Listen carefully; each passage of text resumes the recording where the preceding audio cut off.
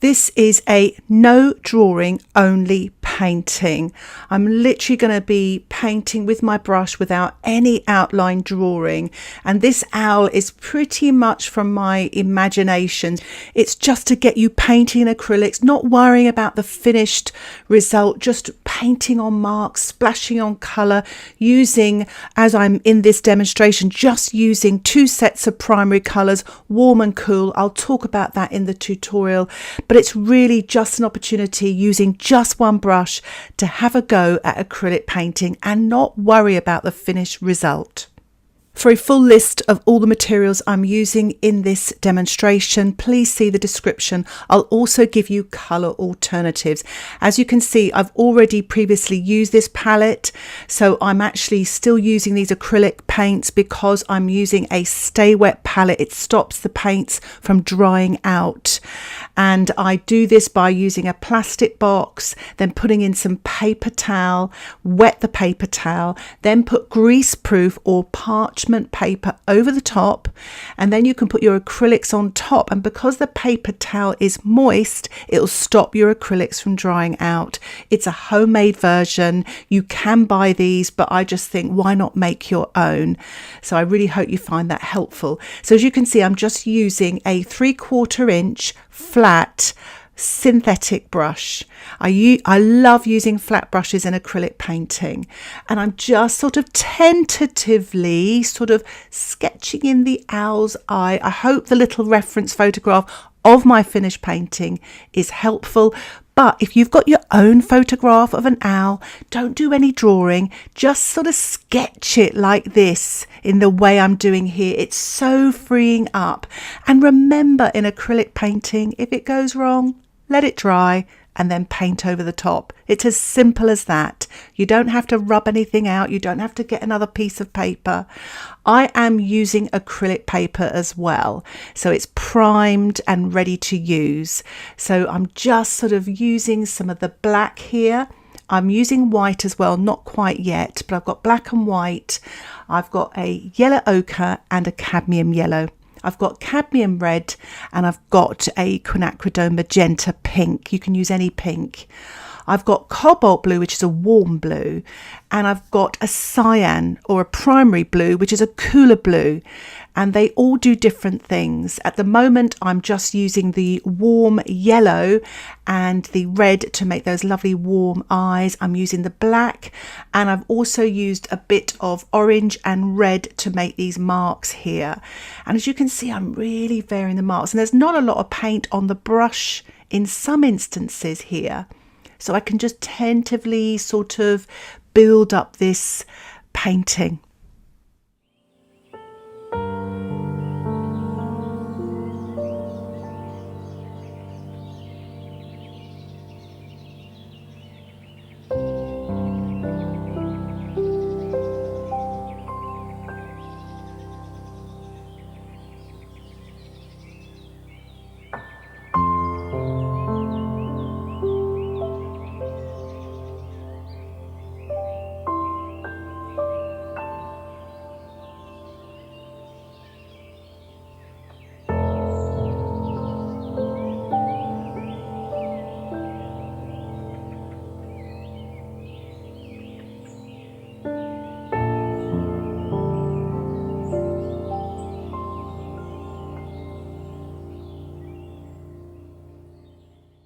As you can see there, I did attempt the beak there. I'm not quite sure about it, so I can change that later.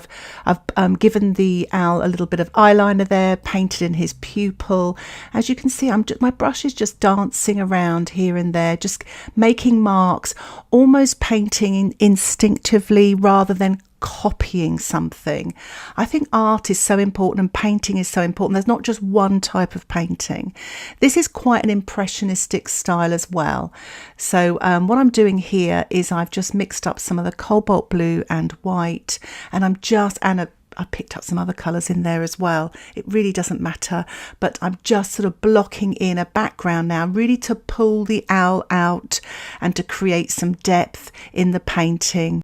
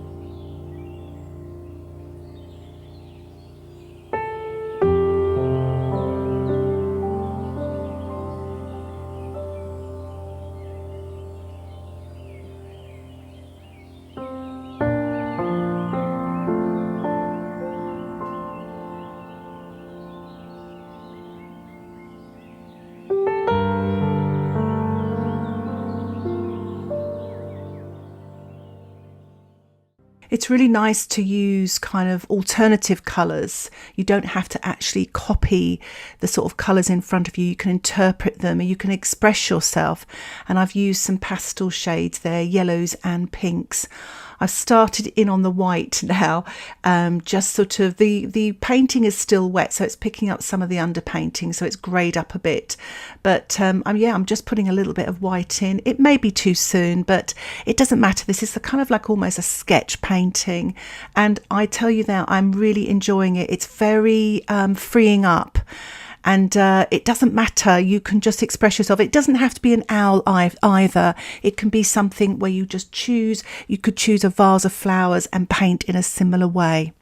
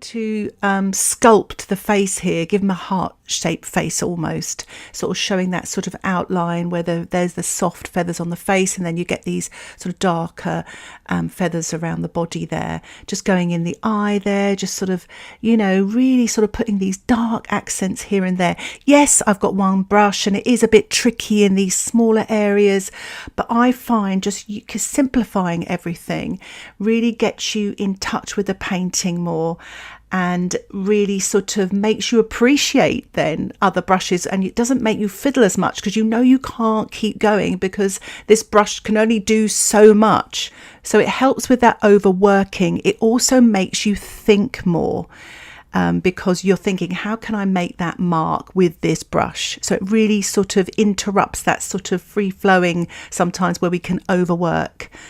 So I'm just sort of working out the beak again here. I'm just trying to see what looks right, and also marking in the eye and a little bit of dark there on the sort of feathers where the ears are, and just getting a little bit now of some violet and yellow. Well, it's not quite violet, it's yellow and black actually, but violet and yellow would be quite nice as well.